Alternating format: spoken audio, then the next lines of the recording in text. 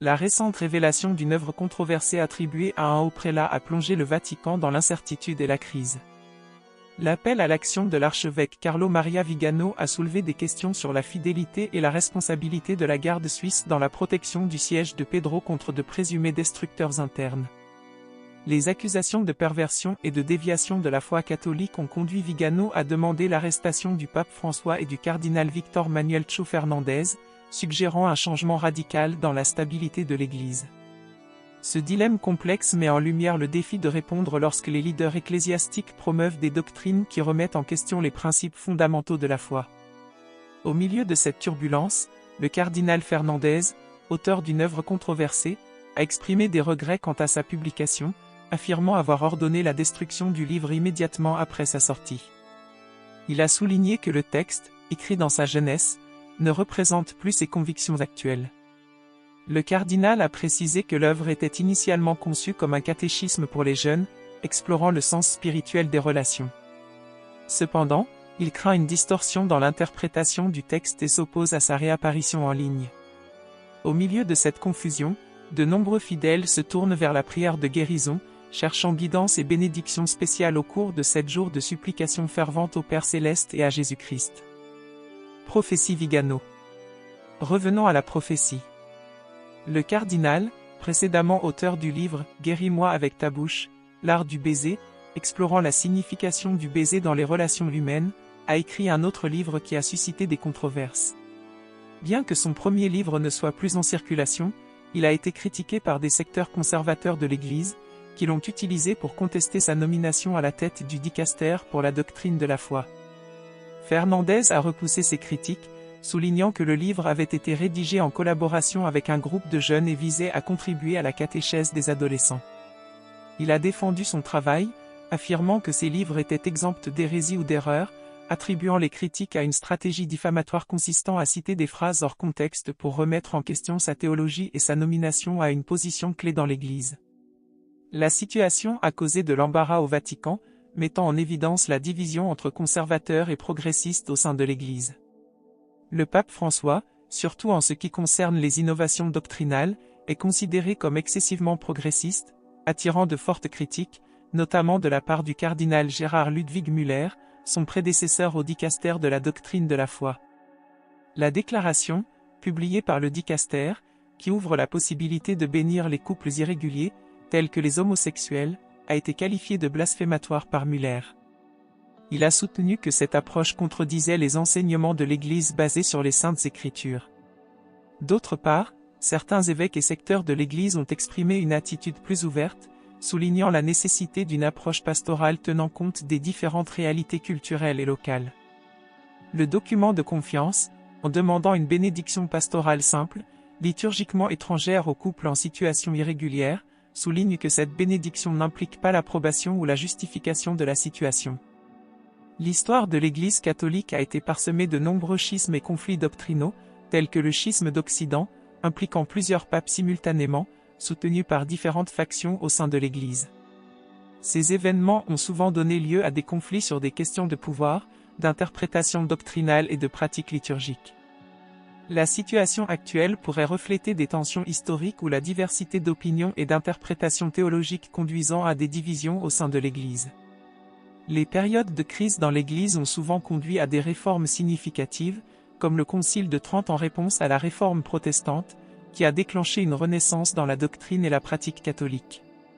Les situations actuelles, telles que le débat sur l'homosexualité et le rôle des femmes dans l'Église, pourraient déclencher une nouvelle vague de dialogue et de réformes possibles, tout en maintenant le cœur vibrant d'une Église qui a survécu à des siècles d'histoire marqués par les turbulences et le renouveau. Aujourd'hui, un nouveau scénario s'ouvre, enveloppé de mystères et de polémiques, lorsque le cardinal Vigano, avec un geste courageux et sans précédent, soulève la question inquiétante de l'arrestation du pape, ébranlant les fondements sacrés du Saint-Siège. Nous sommes à un carrefour historique, où des questions préoccupantes et intrigantes imprègnent les esprits des croyants et des observateurs. Allons-nous assister à un événement sans précédent dans l'histoire ancienne de l'Église? Les pages de l'histoire ont été écrites avec l'encre du conflit et de la réconciliation, mais rarement avec des polémiques aussi difficiles que celles entourant le livre du cardinal Fernandez, qui ouvre un nouveau chapitre du débat interne. Prière Vierge Marie. Seigneur céleste, source infinie de grâce et de miséricorde, nous nous approchons de toi avec humilité et gratitude. Dans le silence de nos cœurs, nous déposons nos joies, nos peines et nos aspirations. Accorde-nous, ô Dieu, la sagesse de comprendre ton dessein et la force de suivre ton chemin. Que ta lumière éclaire nos jours sombres et que ton amour réchauffe nos cœurs refroidis par les épreuves. Seigneur, nous te prions pour notre monde tourmenté.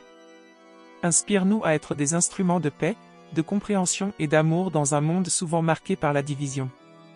Que ta grâce repose sur ceux qui souffrent, sur ceux qui pleurent, et sur ceux qui cherchent désespérément un sens à leur existence. Puissent-ils ressentir ta présence réconfortante et trouver refuge dans ton amour infini.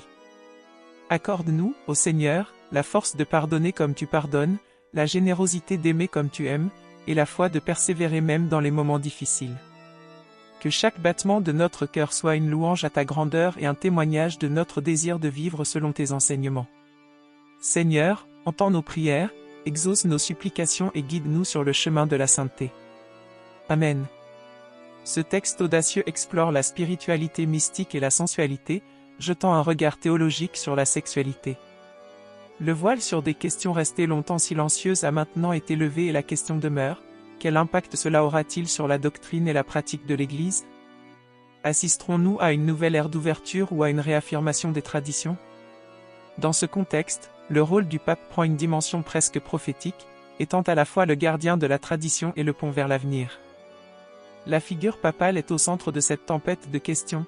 Cédera-t-elle aux pressions ou guidera-t-elle l'Église à travers cette mer agitée vers des eaux plus calmes?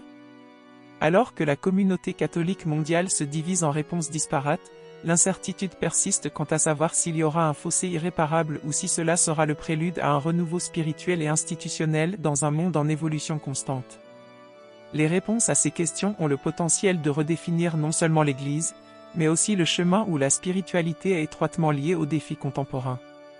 Enfin, demeure la question la plus cruciale et mystérieuse: quel sera le destin final du pontife et de l'Église catholique dans les temps tumultueux d'aujourd'hui?